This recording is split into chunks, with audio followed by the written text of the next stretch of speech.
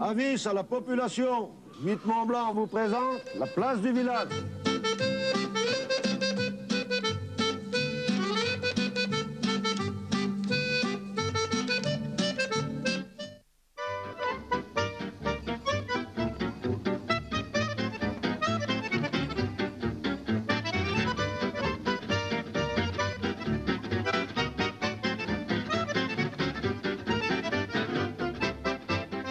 Madame, Monsieur, bonjour. Une émission de la place du village depuis la belle vallée verte, cette vallée entre Faucigny et Chablais. On est en Haute-Savoie, précisément pour débuter cette émission dans le petit village d'Aberlulin.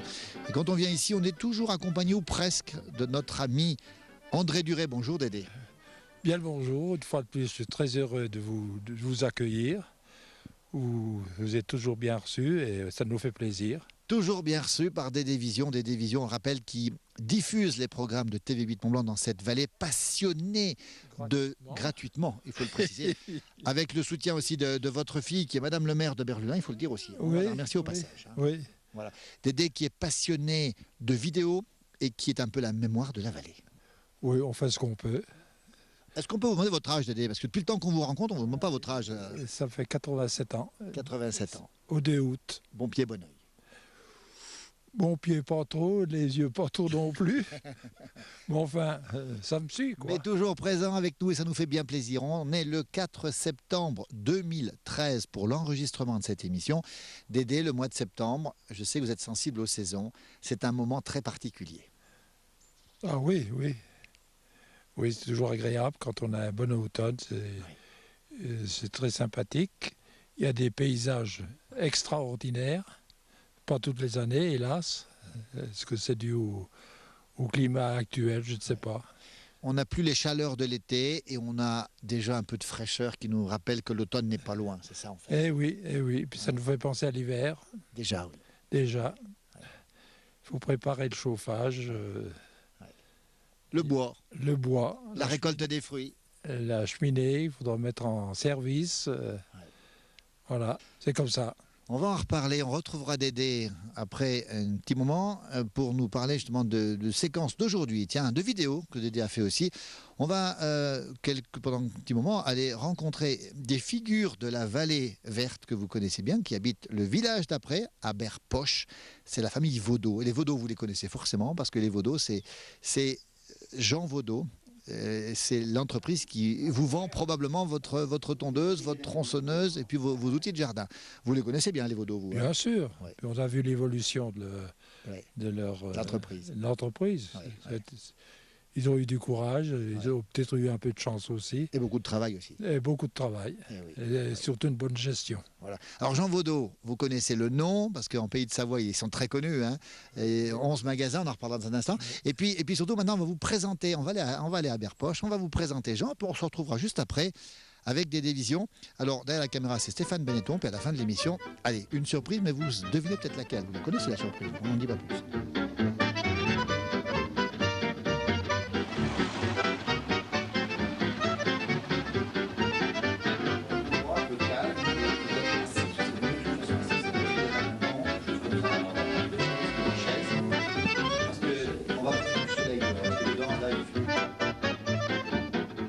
On se retrouve maintenant toujours dans cette très belle vallée verte sur Berpoche, l'un des derniers villages en montant 945 mètres d'altitude pour vous parler d'une saga et vous connaissez forcément le nom puisque tous les Savoyards ou presque connaissent ce nom, c'est la famille Vaudot. À mes côtés, Jean, bonjour. Bonjour. Votre épouse Gilberte, bonjour. Bonjour. Votre fils Jean-Noël, bonjour. Bonjour. Alors les Vaudot, on les connaît parce que quand on parle de Vaudot, on parle forcément de matériel de jardin. On voit une tondeuse tout de suite. Et c'est quand même aujourd'hui un nom extrêmement connu, Jean, en Pays de Savoie. Ah oui, beaucoup, oui. Partout, hein. Partout. En Haute-Savoie, Oui. oui. Même en Savoie maintenant, oui. Vous êtes le premier, on dirait Jean-Noël tout de suite, le premier aujourd'hui fournisseur de matériel de jardin en Pays de Savoie. Alors, je pense que oui, sans être prétentieux, oui, on est quand même dans la première entreprise de matériel de parc et jardin en Haute-Savoie et Savoie. Ouais. Si vous nous regardez, vous avez forcément croisé les Vaudot un jour. Vous avez sans doute même d'ailleurs une tondeuse Vaudot. On en reparlera dans un instant. Alors, la saga des Vaudot, elle a commencé avec vous, Jean, natif d'Aberpoche ici. Vous êtes un fils d'agriculteur, vous, Jean? Bien sûr. Et vous êtes paysan aussi? On avait une ferme, on avait 7-8 vaches. Oui. Voilà. Et un cheval aussi. Ah oui. Et un cheval Ah aussi. oui, oui, un Oui. cheval. On n'est pas des tracteurs. Et alors, vous débutez votre vie professionnelle en étant agriculteur. On voit une photo, vous êtes derrière les chevaux là. Oui, oui, bien on labourait, oui, bien sûr. On labourait avec les chevaux, bien sûr. Ah, ouais. Et ouvrier agricole aussi, Ah bah oui, ouais. comme beaucoup. Oh, c'est sûr. On faisait la campagne et tout. Hein. Voilà. Et les bois l'hiver. Les vendanges. Puis alors, l'hiver, on allait au bois, quoi, voilà. Alors voilà, on allait au bois l'hiver parce que l'hiver, forcément, il fallait trouver une Eh activité. ben Jean, oui, ici. on n'avait rien à faire d'autre. Eh Alors, oui. pour gagner notre vie, on allait au bois. hein. Bien sûr. D'ailleurs, c'est en allant au bois que j'ai acheté ma première tronçonneuse. hein. Et voilà comment est arrivée l'histoire de la saga des Vaudeaux. Vous avez acheté une tronçonneuse. En quelle année c'était, Jean? Vous en rappelez ou pas? En 50... 57, 58. 57, oui. 57 ou 58. Non, oui. 57, c'est l'année où on s'est mariés. Oui. 58. 58, oui. Juste après le mariage. Après le mariage, c'est la tronçonneuse. Alors, Jean, vous achetez une tronçonneuse. Et puis là, vous travaillez encore plus avec la tronçonneuse. Ça vous change la vie quand même. Ouais, ben, au début, j'avais acheté une tronçonneuse, puis j'étais tout seul. Oui. Alors, ceux qui m'avaient vendu la tronçonneuse, quoi, il m'a dit, bah, tu passes un peu comme ça, tu prends ta tronçonneuse, tu coupes du bois un peu n'importe où et tout ça. Puis on avait fait inviter les bûcherons, il y a des bûcherons qui coupaient donc à l'âge, au passe. hein. Et puis après, après cette réunion qu'on avait fait, c'était venu beaucoup de bûcherons, puis ils avaient après tous acheté des tronçonneuses. Voilà. Alors, la première tronçonneuse, vous l'avez achetée. Et là, votre épouse, Gilberte, qui est originaire de Chalon-sur-Saône, en Saône-et-Loire, hein, elle vous dit quelque chose, Gilberte. Qu'est-ce que vous dites à Jean à ce moment-là? Eh ben, vends-en pour payer la tienne. Voilà comment ça a débuté. Ouais. Vendre des tronçonneuses pour payer la tienne. Oui, parce qu'on n'était pas très riches. hein. Et alors là, vous mettez à vendre des tronçonneuses. Ah ouais, la première année, j'ai été vendu 4-5. Ah oui, eh oui. Donc vous avez payé la tronçonneuse. Puis déjà. après, ça avait augmenté toute les années. Jusqu'à 1000. Alors Une année justement, et demie. en 67, vous êtes le premier vendeur de tronçonneuses McCulloch en France. Vous en vendez 980. Oui, c'est ça. Donc le développement est assez rapide. Et c'est la tronçonneuse, hein, attention, c'est la tronçonneuse qui vous fait démarrer l'entreprise Vaudeau. Ah oui, oh oui. Eh oui. Oh oui, c'est la tronçonneuse, il n'y a pas autre chose. hein. Donc votre femme avait eu raison. Donc chez les Vaudeaux, c'est la maman qui est à l'origine de tout ça finalement quelque part. Ouais. Alors Jean, vous vendez des tronçonneuses, donc ici à Berpoche, hein, et voilà, l'agriculture, vous continuez toujours ou pas? Ah ben, alors, je l'ai continué un peu, oui. Mais après, non, j'ai tout arrêté. hein. Et alors après, vous vendez, donc vous devenez vendeur, et puis vous faites les marchés, et vous avez au moins combien? Au moins 11 marchés en Haute-Savoie, c'est ça? Là, non, moi j'en faisais un par jour, oui. Et puis après, fait quand aussi. Jean-Noël est venu, lui, il en faisait deux, oui. 2 ou 3, oui. Ouais. 5, ça veut dire 6 et 5, 11. Il y avait 11 marchés Voilà, oui. par semaine. Oui, il faisait beaucoup de marchés aussi, quoi. Alors ça, c'est les années toujours. 70, 80, 90, c'est ça? Voilà, 80. 80, oui, 180. Et alors donc là, vous commencez la diversification. Il n'y a pas que de la tronçonneuse déjà, il y a déjà autre chose à ce moment-là. Après, Jean-Noël, oui. Oui, après il y a les tondeuses, il y a eu aussi les motoculteurs, parce qu'à une époque les motoculteurs étaient aussi porteurs. Puis après il y a des broussailleuses, puis les tailleuses de haies, et tout doucement, on a suivi la gamme des produits, quoi. Comme anecdote, si je peux t'en donner une, quand on vendait les tronçonneuses, nous au tout début quand j'étais avec mon papa, on avait 4 modèles de tronçonneuses. Et maintenant on en a 40 pour vendre la même chose, quoi. Donc avant c'était aussi un monde différent, c'était plus simple. Il y avait une tronçonneuse pour les bûcherons, il y avait une petite tronçonneuse pour les menuisiers charpentiers, et puis 2 pour les particuliers agriculteurs, et voilà, quoi. Ça veut dire qu'aujourd'hui, vous avez suivi l'évolution justement de la société, le loisir de jardin, vous êtes complètement dedans. Aujourd'hui, Jean-Noël, en 2013, quel est le produit le plus vendu chez Vaudeau? La tondeuse, j'imagine? Ah ben nous, c'est la tondeuse à gazon. Là, aujourd'hui, c'est incontestable, puisqu'on arrive à vendre 2500 tondeuses à gazon. Donc, Jean-Noël, vous dites 2500 tondeuses par an que vous vendez aujourd'hui? Oui, c'est par année. Oui. Toutes les années, il faut recommencer. Quoi. Bien sûr. Ah, oui. Alors la tondeuse, qu'est-ce qu'il y a comme produit encore aujourd'hui? Alors, à côté de la tondeuse, on vend la débroussailleuse, on vend toujours des motoculteurs motobineuses parce qu'aujourd'hui le potager quand même avait connu une grosse baisse, mais maintenant on sent que les gens reviennent un peu à leur potager, leurs petits légumes. Puis on vend aussi maintenant des tracteurs de jardin, on vend les tracteurs pour des travaux plus gros. Toujours la tronçonneuse parce que ça reste, c'est quand même aussi notre métier et on en vend toujours les mêmes quantités que mon papa vendait il y a des années, quoi. Puis après on s'est diversifié parce qu'on vend du matériel pour tondre dans les golfs, on vend des tracteurs plus gros, enfin voilà, on a étoffé notre gamme, mais c'est quand même essentiellement la tonte des espaces verts. Voilà. Alors l'entreprise Jean Vaudot, écoutez bien, aujourd'hui c'est 11 magasins en Pays de Savoie, en Suisse. Voilà, c'est 11 magasins, c'est un peu plus de 100 personnes, quoi, entre 100 et 120 selon les saisons, quoi. Donc oui, moi quand je suis arrivé avec mon papa, il y avait un ouvrier. Oui, avec un ouvrier. Et puis voilà, on est une centaine aujourd'hui, quoi. Et puis une particularité, on va le dire, et ça vient de vous Jean, c'est que la société est réputée pour sa proximité, pour le service et le slogan qu'on aime beaucoup, les pieds sur la terre, Jean-Noël. Ça c'est la marque de fabrique de Jean Vaudot aujourd'hui. Bah, c'est vrai qu'à un moment donné, quand on a évolué un petit peu, on a cherché un slogan parce que c'était un peu la mode à l'époque de mettre des slogans avec son nom et on vend du matériel qui est attrait quand même à la terre, parce que la tondeuse à gazon, les tronçonneuses, les tailleuses. Et puis on voulait aussi donner une idée de bon sens ou de service ou de... Oui, je crois que notre père nous a inculqué des valeurs, ce qu'on a connu, hein, parce que ce qu'il décrit le déroulement de sa vie. Quand on est agriculteur, bûcheron, vendangeur, puis qu'on vend des premières tronçonneuses, il y a quand même, lui, il a gardé les pieds sur la terre, quoi. Donc le slogan nous permet aussi de le lire régulièrement et puis de ne pas perdre cet esprit-là, quoi. Les pieds sur la terre avec un personnage qui a été créé par Félix Ménet, le père du fanfouet, qui ressemble d'ailleurs au fanfouet, hein, c'est un des cousins. La marque de fabrique, encore une fois, c'est le service des gens, c'est la proximité. Vaudot, fait partie de la famille finalement. Il y a des magasins à proximité et ça vous avez vraiment voulu le conserver, hein, dans la veine de ce que faisait le papa justement. C'est vrai que notre origine étant les marchés, puisqu'on faisait que des marchés, Aberpoche était quand même loin de Thonon, enfin loin de tout. On est resté sur cet esprit d'aller le plus proche possible du client, quoi. Parce qu'on n'a pas perdu de vue que ce que l'on fait, c'est aussi grâce au client, quoi. La maman a joué un rôle important. Souvent, les femmes, on les oublie un petit peu. Au début, on a vu qu'elle a donné des conseils à Jean. Oui. Et votre rôle là-dedans, vous avez vu grandir la société. Vous avez participé, vous avez été employé à un moment donné. Comment ça s'est passé? D'abord, je faisais la comptabilité. Oui. Et puis après, j'ai fait quelques marchés quand c'était... mais si je dois dire une anecdote, non, la maman, elle était même mécanicienne au tout démarrage. Oui, je démontais les tronçonneuses. Dans la table de la cuisine. Ouais. Sur la table de la cuisine pour qu'il les répare. Alors, l'évolution, Jean, aujourd'hui. Alors, le petit bijou, tiens, on va en parler. Le petit bijou chez Vaudot aujourd'hui. Moi, je l'ai vu à la foire de la Roche-sur-Foron. Tous ceux qui rentrent à la foire ont forcément vu Vaudot en arrivant.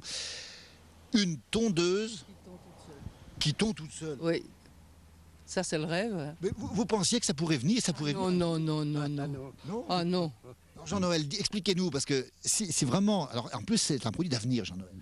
Ça, c'est vrai que la pelouse est un plaisir à regarder quand on en a une. C'est un peu moins agréable d'avoir à la tonde toutes les semaines. Et c'est vrai que depuis une dizaine d'années, il y a un développement sur les tondeuses robots, alors qui sont avec des petits problèmes au début. Mais aujourd'hui, on est sur un produit qui est vraiment abouti, où là, on peut dire que la pelouse se tond vraiment toute seule. On ne s'occupe de rien. Ça marche vraiment ou il faut des conditions particulières, Jean-Noël? Non, la condition, c'est que ça n'accepte pas des terrains trop pentus ou des gros talus, parce qu'on est qu'en Haute-Savoie des fois avec... mais sur 80% des pelouses, on peut dire que ça fonctionne partout, quoi. Voilà. Mais c'est vrai qu'aujourd'hui, on a la tondeuse robot qui fait de 100 mètres carrés et on va jusqu'à 25 000 mètres carrés, quoi. On a des tondeuses robots qui coupent 1 mètre de large. Non, je pense que dans 20 ans, on verra la même évolution qu'on a connue nous dans les tondeuses à gazon avec les premières qui étaient que poussées. Enfin bon, voilà, quoi. C'est quand même fabuleux, genre. Ça vous sidère tout ça. Ah ouais, moi ça... C'est impressionnant. Alors, Jean-Noël, question piège, attention, le nom de l'endroit des 10 magasins ou des 11 magasins. Vous savez où ils sont, Jean, les magasins aujourd'hui? Ah, un peu, mais je ne suis pas tous. Il n'est pas sûr. Jean-Noël. Oui, bah donc on est à Vétramontou, hein, on est à Antilles, on est à Marigné, on est à Salanches, on est à Saint-Julien, on est à Rumilly, on est à Chambéry, on est à Albertville, on est à Thônes et on est sur Genève, à la Suisse, voilà, qui vient d'ouvrir dernièrement, quoi. J'espère ne pas l'avoir oublié, je crois pas. La saga des Vaudeaux. On est très très heureux de vous avoir avec nous parce que ça faisait longtemps qu'on voulait vous rencontrer. Mais maintenant, vous verrez plus de la même manière, hein, les tondeuses Jean Vaudeau. Puis Jean est à nos côtés. Merci beaucoup pour ce témoignage et puis surtout un grand bravo pour ce que vous avez fait. C'est vrai que si je peux faire encore un petit compliment à mon papa, si on existe aujourd'hui, c'est bien grâce à un homme. Voilà. Et puis ta mère. Voilà, bien sûr. Bah, écoutez, on est vraiment contents. C'est cette belle aventure humaine. En tout cas, bravo pour tout ce que vous avez fait. Puis bravo à la Société Vaudeau. Puis on est encore une fois très heureux parce que finalement, l'entreprise, c'est des aventures humaines avant tout. C'est l'homme qui décide de tout finalement. C'est sûr, pas de problème là. En tout cas, une belle aventure. Merci beaucoup à tous les trois. Merci beaucoup. On n'oublie pas William, le frangin, le petit-fils. Nous, on va retrouver dans un instant Dédé Duré du côté d'Abernulin, bien sûr. À tout de suite.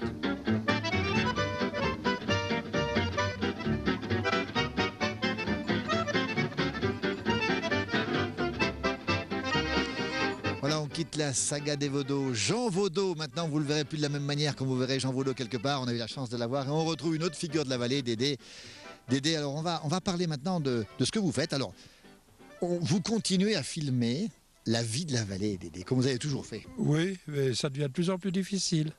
Alors, bon, j'ai besoin de quelques personnes qui viennent m'aider. Oui. Hervé, quand... Votre fils Hervé, voilà, qui est là aujourd'hui d'ailleurs. Hein. Quand il est en bonne forme. Oui, quand il a envie. J'ai Marcel Roset. Alors, on va le dire, vous faites encore régulièrement la retransmission des messes en direct. On va en dire deux mots, parce que samedi dernier, pas plus tard que samedi dernier, vous avez retransmis la messe, c'était où? Oui, c'était à Berlulin. Alors comment ça se passe? Vous vous installez dans l'église avant la messe? Vous mettez votre matériel? Je prends le matériel que j'ai à la maison, et puis Ouais. j'installe, Ouais. et puis je retransmets. Ouais. Et puis, avec un peu de chance, ça marche. Alors justement, les gens de la vallée sont habitués, le matin, le dimanche matin, les gens qui ne peuvent pas se déplacer entre autres, Oui. mettent la télé et ils ont la messe à Berlulin ou ailleurs. Alors, je fais une annonce, je profite de la place du village le dimanche matin, Oui. et puis le top accordéon, je mets un petit encart dedans, Oui, oui. comme ça ils sont avertis de la retransmission. Dédé, vous avez toujours voulu aider les autres avec la vidéo. La vidéo, c'est pas uniquement un moyen personnel de garder les souvenirs. Vous avez toujours voulu faire du direct pour que d'autres puissent en profiter. Ça, c'est important chez vous. Oui, parce qu'on pense quand même à ceux qui sont cloués chez eux sur une chaise ou au lit, Oui. et puis qui peuvent suivre Oui. ces émissions. La vallée, hein, toute la vallée peut vous regarder. Hein. Oui, hélas, pas partout, mais enfin... Vous avez des fidèles, hein, vous avez des gens qui sont accros à votre télé, hein, TV à Berlulin, TVHB. Oui, on essaie d'y maintenir, puis d'essayer d'améliorer. Il y a des choses nouvelles qui j'espère, se produiront. Alors la messe, c'est toujours en direct, hein, on ne peut pas retransmettre la messe en différé, vous le savez ça. Hein. Pour la communion, on ne peut pas la retransmettre parce qu'on n'a pas le moment de la communion, la transsubstantiation ne se fait pas en différé, c'est bien ça. Hein. Oui, Voilà, donc c'est en direct. Alors nous, on va parler du différé maintenant parce que vous avez continué à filmer, vous continuez à filmer. Et alors, c'était l'année dernière, cette année, qu'il y a eu un événement dans cette vallée. La Vierge, encore une fois, la Vierge du sommet de Miribel, qui est en face de nous, là, Notre-Dame de Miribel Notre-Dame de Miribel, a été a été déposée pour réparation. en hélicoptère. Alors c'est un moment important parce que vous étiez là pour filmer, vous. Oui, j'étais pas seul. Hein. Oui, oui. Il y a eu Jean Monnet qui a filmé une bonne partie, j'ai eu Hervé qui a filmé également. Alors la Vierge, ils l'ont réparée, ils l'ont un peu remise en état, c'est ça? Oui, reverni. Oui, Et puis, elle a passé l'hiver à l'église de Villars, puisque c'était pas possible d'aller, avec l'hiver qu'il y a eu, de pouvoir aller à Miribel. On voit les images d'ailleurs, les images qui sont actuellement, qui défilent actuellement. Alors il y avait du monde ce jour-là aussi? Ah oui. Ah oui, bien sûr. Un événement comme ça, ça attire quand même pas mal de curieux. Hein. Alors, la Sainte Vierge, ici, a toujours été protectrice dans nos montagnes et dans cette vallée en particulier. Ah oui, oui, oui. Et bah, les gens y croyaient, et puis heureusement. Est-ce qu'il y a eu des choses miraculeuses, Notre-Dame de Miribel? Pas à ma connaissance. Et les gens, ils montent en pèlerinage. On va le rappeler aussi au passage, il y a un pèlerinage tous les ans là-haut. Eh oui, Vous l'avez filmé aussi plusieurs fois. dimanche après le 15 août. Ouais. Vous y êtes monté combien de fois au sommet voir la Vierge? Voilà. Pour Tous les ans? trentaine de fois. Trentaine de fois. Parce qu'avant, je faisais que la sonorisation. Et puis ensuite, on m'a dit, mais on voudrait bien voir les images en bas, là. En direct, on le rappelle, Dédé qui a filmé ce pèlerinage en direct et qui le fait encore d'ailleurs. Ça continue. Oui, alors là, je suis interdit de monter là-haut. Oui. Les Ah oui. enfants m'ont dit, Ils vous ont dit non. plus question. Il reste en bas. Ben, c'est eux qui ont pris la relève. Bien sûr. Eh bien, c'est bien. Ah oui, ça se passe comme ça. C'est bien. En espérant que ça continuera. Voilà, on va regarder quelques images encore. Tiens, et puis après, on se retrouve. On va parler après d'autres choses, la montée en alpage.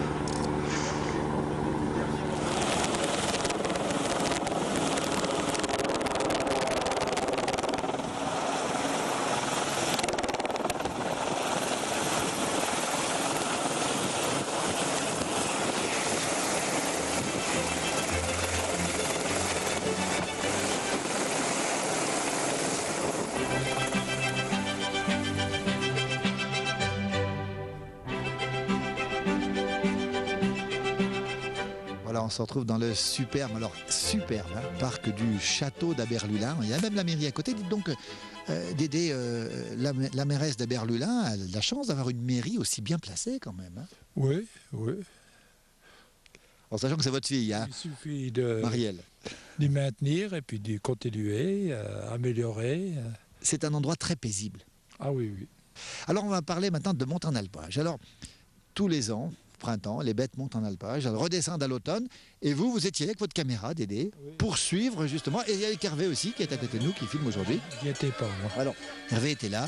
Alors c'est un grand moment, et ça se passe à partir de Villars, c'est ça? C'est Oui, oui. un agriculteur, Il comment il passe s'appelle? Mouton. Gérard Mouton. Gérard Mouton. Il passe devant la mairie, et puis ensuite, ils prennent le chemin d'Arjon. Il va où en alpage? À Jon même. Ajon, juste en dessous d'Ajon. Oui. Combien d'heures de marche à pied?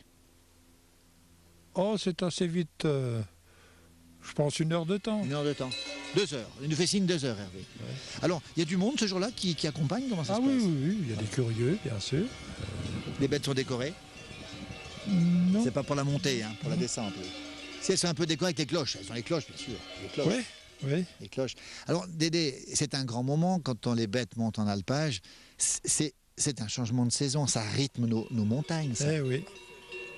Oui, on aime bien les voir monter, puis on aime bien les voir descendre. Mais on sait qu'après, il faudra se tenir bien au chaud. C'est les deux grands moments, on va le rappeler, en montagne. Les deux grands moments, c'est quand les bêtes montent, c'est quand les bêtes descendent. Comment on dit, leur montagnier ici? Comment on dit? Il y a un nom? Non, c'est-à-dire, c'est la première fois que ça se fait, disons, officiellement. Officiellement. Avant, ça se faisait, mais plus discrètement. Non, ça ne se faisait pas. Ça se faisait pas du tout. Non, non. Ouais. Et beaucoup de bêtes, ils ont beaucoup de bêtes. Combien de bêtes ils ont? 240 d'après ce qu'on m'a dit. Oui. 240 bêtes. Dans le temps, pareil, vous avez suivi ces montées en alpage, Dédé, vous avez connu ça? Non. Non. Non, on le faisait. Mais c'était une montée en alpage avec 2-3 bêtes. Oui, il y a moins de bêtes dans le temps. On va laisser défiler, tiens, ces ambiances, ces cloches, ces vaches qui montent, c'est le printemps. Alors on rappelle qu'on est le 4 septembre et nous qu'on n'est pas loin de la descente. Ah oui. Ça va pas tarder, la saison commence à tourner. On se retrouve dans un instant ici dans le beau parc du château d'Aberlulin.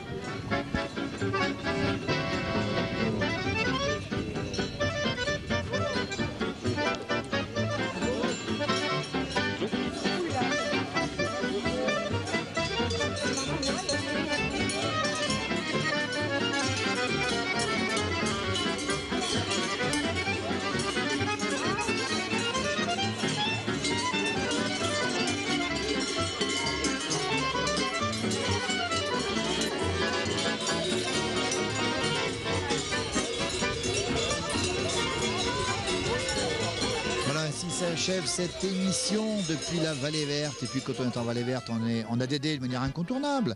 Mais on a le baron. Bonjour Roger. Bonjour. On vous présente plus. Je sais pas trop, non. Oui. Non, je crois pas, non. Le baron des Aber. Aber comme la Bretagne, Aber comme Aber Poche. Natif de Bretagne, tombé sous le charme de la Savoie, vous êtes un amoureux de cette vallée. Oui, exactement, ouais, c'est vrai que je suis tombé fou amoureux de la Vallée Verte. Ouais. Passionné de musique, on l'a déjà dit souvent, un grand talent et un grand cœur. Vous avez même écrit un ouvrage sur le parcours à pied que vous avez fait de la Bretagne jusqu'en Pays de Savoie. Ouais, c'était en 2001. Je suis parti de ma Bretagne natale le 3 mars 2001 et j'ai traversé la France profonde d'ouest en est et je suis arrivé, je rigole mais non, mais j'en ai bavé, je suis arrivé le 6 avril à Annemasse.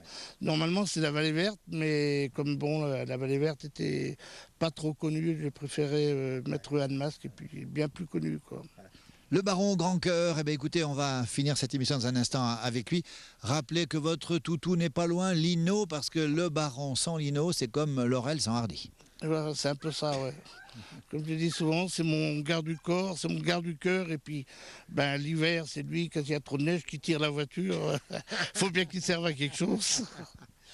Le baron, on peut le retrouver parce qu'il fait des soirées, hein, même, on va le dire, on va pas citer l'endroit, mais dans les endroits les plus huppés des Pays de Savoie, on peut vous retrouver. Vous avez eu la chance de jouer devant des gens très connus comme Johnny Hallyday ou encore Eddie Mitchell. Mais vous restez modeste parce que vous dites, non, moi je suis comme ça avec les gens, toujours pareil. Disons que les gens qui m'avaient invité à cette soirée, ils avaient peur de me mettre de la pression. Oui. Et je me souviens, et je m'entends dire encore à la personne, que ce soit le pape ou le président de la République, pour moi c'est du pareil au même. Et j'étais surpris, sans être surpris, mais de voir Johnny Hallyday, son épouse, il y avait les deux nounous, les deux gamines qu'ils ont adoptées, les Cambodgiennes. Il y avait aussi donc le garde du corps à Johnny et également Eddie Mitchell. Et tous deux, avant de partir, m'ont tapé sur l'épaule, une tape amicale en me félicitant, en me disant que j'étais un gars génial, qu'il fallait continuer ce que je faisais et tout, que c'était super et tout. On vous le confirme et on l'a avec nous dans cette émission pour finir cette émission. Dédé, un grand merci. On va rappeler que la Vallée Verte, c'est beau, que c'est beau toutes les saisons, qu'on peut y venir été comme hiver et qu'il y a plein de raisons de venir ici. Hein. Oui, et puis c'est bien habité. Et c'est bien habité. On va finir par un superbe morceau offert par le baron des Aber. Ça s'appelle L'étoile des troubadours. Un grand merci à Stéphane Benetton derrière la caméra. Merci à vous parce que vous aimez cette vallée et puis grâce à vous, on a des souvenirs qui seront éternels de cette vallée. Merci beaucoup Dédé. Je vous en prie. Merci beaucoup. À la prochaine. Et à la prochaine. Roger, merci beaucoup. Merci. Kenavo Wechal et puis Harvey. En patois breton et en savoyard. Merci. Merci.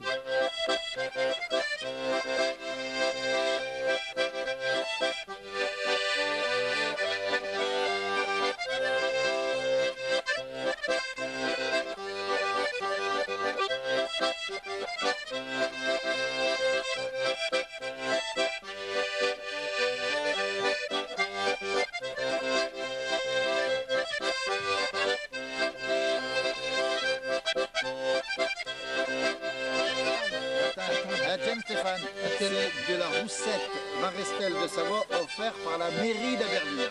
Merci madame le maire.